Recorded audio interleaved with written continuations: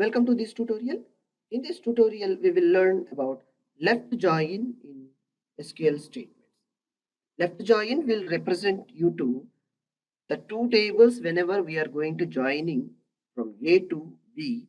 The left complete table data, whereas matching or may not null values representing corresponding to A table from B, all the records will be get as an output. We will see simply here, simply I am replacing full to, its statement is left join. That's it. Need not to do anything.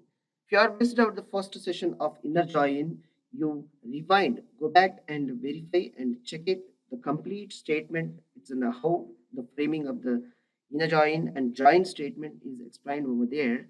And simply I am replacing from full to inner join, left join over here. And left join is as much as similar to left outer join. All right. Now run the statement. You will get all data from left table and corresponding rows which are there in from B.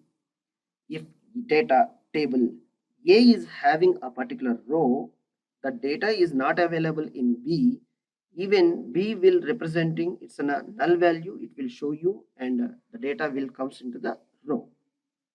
All right. Now see here, what are the rows if any unmatched and null is represented. You can also check it by applying where condition by checking. See where class I'm passing here from o dot order underscore id null. That key, if it is there any unmatched like a null produced columns are there in order table, we'll check these two columns only here also. Two columns like that, the two rows are may not be available in orders table and those are available table A, even the data is representing like this. Where the column is not matched, it will be represented as null and data will be presented. All right.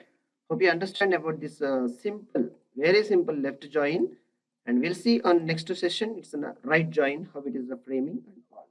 It's a very simple as much as left join. It's a quite opposite only. We'll see there. Thank you.